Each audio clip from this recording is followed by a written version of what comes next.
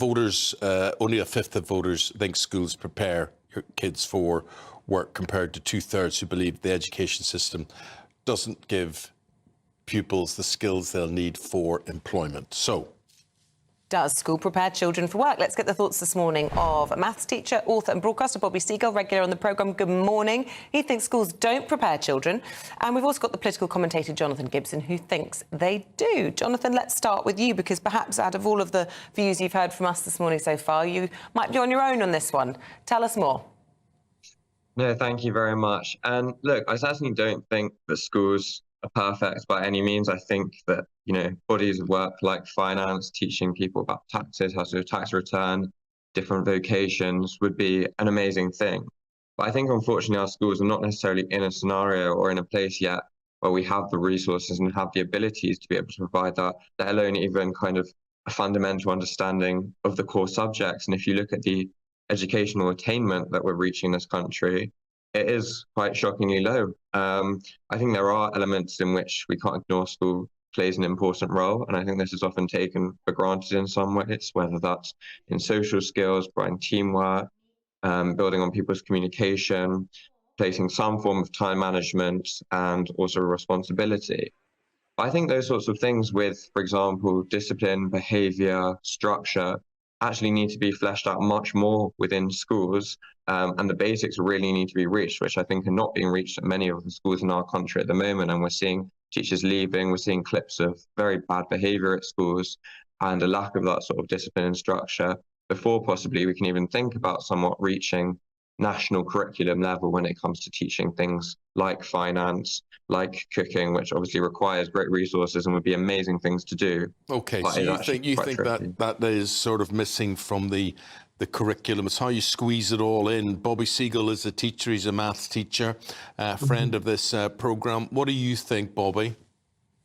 So I've been in schools now for secondary and sixth form for a decade now.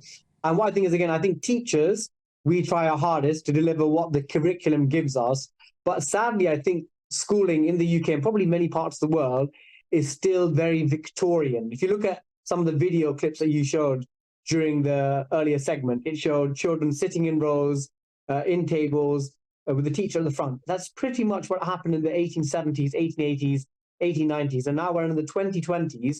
Education is still that one-way system. So education in schools hasn't changed to adapt to using technology, the way young people learn, their interests. And again, what Isabel said, is school for education for education's sake, or is it the other side? Is it a factory to create just workers for the future? I don't think it's either side, it's somewhere in the middle, but currently we're not getting it right, because when I see my students and they leave, and again, some of my students are in the middle of their GCSEs, the last maths GCSE was done yesterday, so well done my students, but in the summer, in the middle of August, when they pick up the results, down the months, down the years, when I see students, often what they tell me is, Ms. Seagull, you did a really good job of teaching us the maths, but we didn't learn the things that we needed to learn. Yeah. Again, the budgeting, the personal finance you mentioned, Isabel. Yeah. Even something like how to cook a basic meal, because these are young people that some go to university, some do apprenticeships. They don't have these basic skills they need for life. And I feel as if schools, it's not, okay, if it's not on the curriculum, we can't deliver it. So I feel as if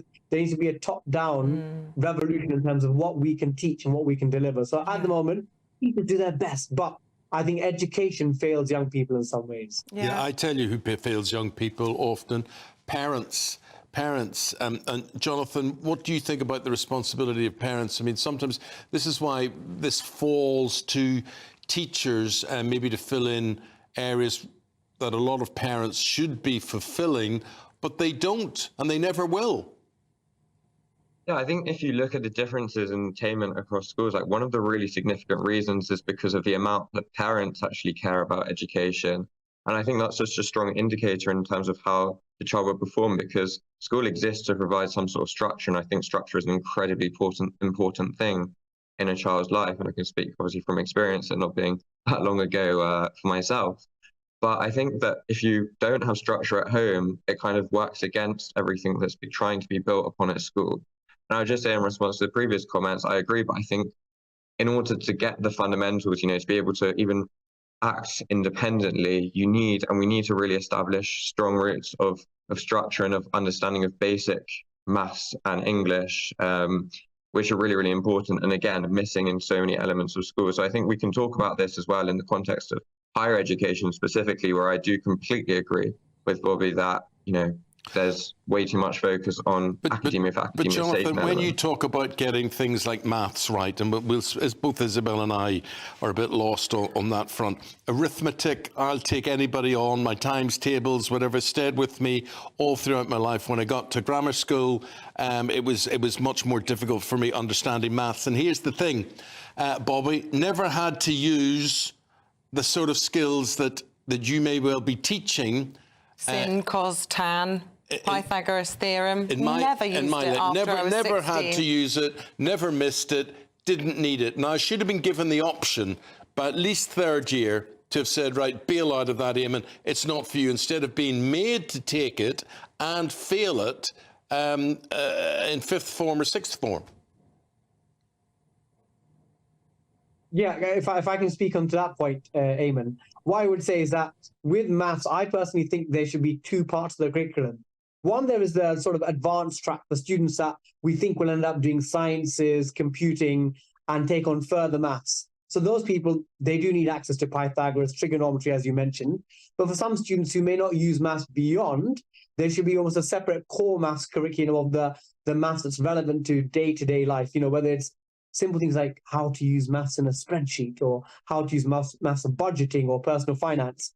And at the moment, we sort of fail students by forcing everyone to do, even though I find it intrinsically attractive and beautiful, we're forcing them to all do these things which maybe they might see as irrelevant. But you never know. I'm always worried about that. You never know what the consequences will be of that. When I was at secondary school, they streamed maths. I was in the bottom set, which meant I couldn't take the GCSE, which would get an A grade. The highest you could get was a C. My mum was not having it. She was absolutely not having it.